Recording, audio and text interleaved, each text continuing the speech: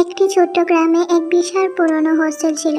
সেখানে ছাত্রদের থাকার ব্যবস্থা ছিল, কিন্তু অদ্ভুতভাবে সেখানে রাতের বেলা কেউ থাকতো না। সেখানকার গ্রামের লোকেরা মনে করত হোস্টেলের পিছনে এক প্রাচীন গাছের নিচে এক ভূত থাকে, যে কোনোদিন অপরিচিত ব্যক্তিকে দেখলেই তার পিছু নেই। তাই গ্রামবাসীরা কেউ রাতের বেলা সেই দিক দিয়ে আসা যাওয়া করতো না। সবাই ভয় পেত সেই ভূতটাকে।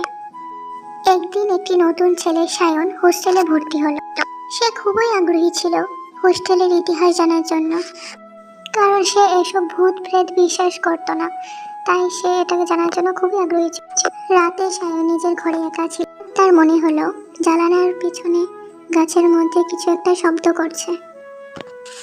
কিন্তু সায়ন ভয় না পেয়ে সেটি অনুসরণ করতে শুরু করলো এবং সে ঘর থেকে বেরিয়ে গেল। সায়ন শব্দটাকে পিছু করতে করতে জঙ্গলের মধ্যেই ঢুকে গেল। তারপর সে দেখতে লাগলো কোথা থেকে এই শব্দটা শোনা যাচ্ছে। এদিক ওদিক তাকিয়েও সে হঠাৎ কিছু একটা দেখতে পেল।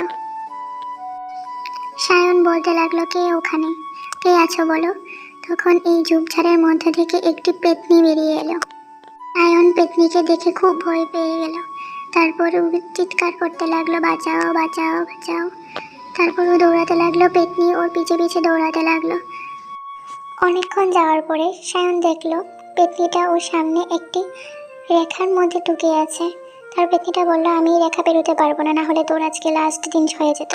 তারপরে সায়ন ওখান থেকে চলে আসলো, কারণ সে দেখলো পেতনিটা ওখান থেকে আর বেরোতে পারবে না।